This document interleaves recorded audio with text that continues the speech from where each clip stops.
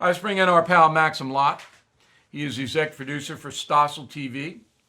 They do usually election betting odds, but Mr. Lott has been investigating workers and how they're being affected directly by the virus, which we're very, very interested in. So, did I miss any stat, because you're a stat guy, that illuminates how American workers in general are feeling? Well, one thing I saw that's surprising, Bill, is that Americans seem surprisingly patient here. One poll found that more than half of Americans think that their lives won't go back to normal until July 1st or later. Maybe that's contradicted by the screen you put up showing these openings earlier. But people think it'll take a while.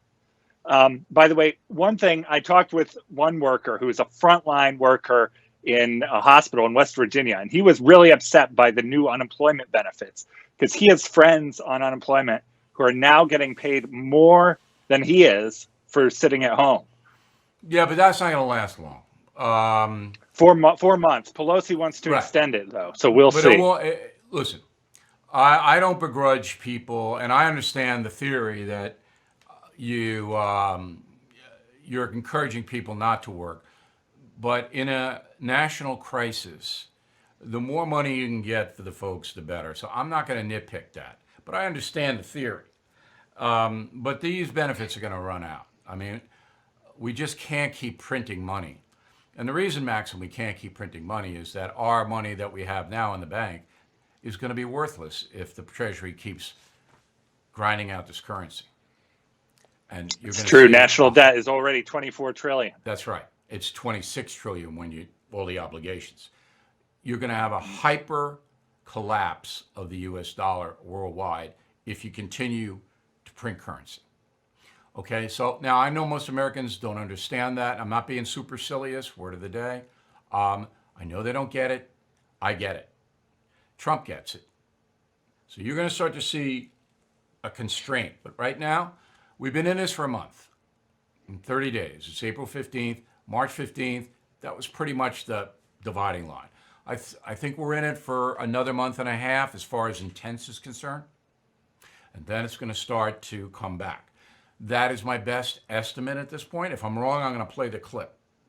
Are Americans willing, all right, to take it economically and emotionally and every other way for another month and a half?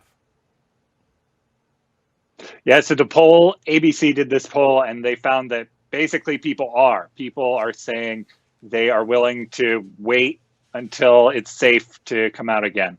But and more than half of people say it'll be past July. One encouraging sign comes from Europe, where they're already reopening. Germany just announced today that on Monday, small and medium businesses, even non-essential ones, can reopen, and schools will open in May. So they got the virus first. They're opening first. That's an encouraging sign for us. And it's not being reported in America that Austria opened yesterday. Czech Republic opens tomorrow. Germany, as you just reported, and thank you for that breaking news, on Monday.